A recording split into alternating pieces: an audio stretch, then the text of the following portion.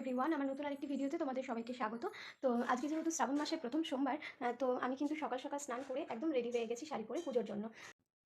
তো দেখো আমি এখানে বসে পড়েছি পুজোর কাজে। আগে আমি অন্যান্য ঠাকুরদেরকে স্নান করিয়ে একদম রেডি হয়েছিলাম। দুধটা আমাদের একটু দেরি করে দিয়ে যায়, সেই কারণে দুধ আসার অপেক্ষায় বসেছিলাম। তারপরে শিবকে ভালো করে ঘি মধু মাখিয়ে জল ঢেলে দুধ ঢেলে ভালো করে ফুল বেলপাতা দিয়ে আমি পুজো করলাম। তো এখানে না ফুলের একটু অভাব, ক্রাইসিস বলতে পারো। ফুল পাওয়া যায় না।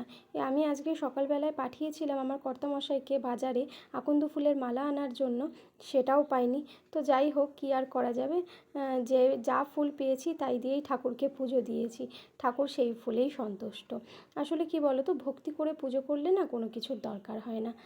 তো কথা বলতে বলতে আমার কিন্তু ওখানে ঠাকুরকে খেতে দেওয়াও হয়ে গেছিলো।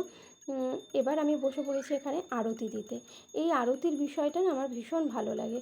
যে কোনো পুজোয় বলো মন্দিরে বলো গেলে পরে আমি আরতিটা দেখতে চাই। আরতিটা আমার এত ভালো লাগে, আর নিজেকেও করতে ভীষণ ভালো লাগে।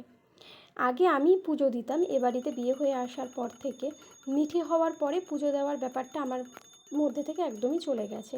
শুধুমাত্র যখন কোনো পুজো হয়, যেমন লক্ষ্মী পুজো বলো, আরও অন্যান্য যদি কোনো পুজোর সময় আসে তখনই আমি পুজো দিই। বাদবাকি প্রত্যেক দিনের নিত্য পুজো কিন্তু আমার শাশুড়িই দেন।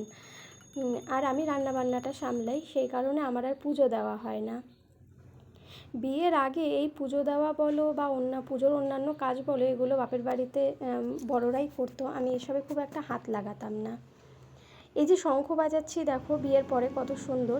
বিয়ের আগে আমি কোনোদিনও শঙ্খে ফু দিতেও পারতাম না, আর বিয়ের পরে কি সুন্দর শঙ্খ বাজানো শিখে গেছি। তো যাই হোক, আমার কিন্তু পুজো কমপ্লিট অলমোস্ট। তো আমি এবার এখানে খাবার নিয়ে বসে পড়েছি। কিছু তো খেতে হবে, উপোস করেছি, তাই দুধ সাবু কলা সবাই যেরকম খায় আমিও তাই খেতে বসে পড়েছি। ভিডিওটি তোমাদের কেমন লাগলো অবশ্যই কিন্তু কমেন্টে জানিও তোমরা।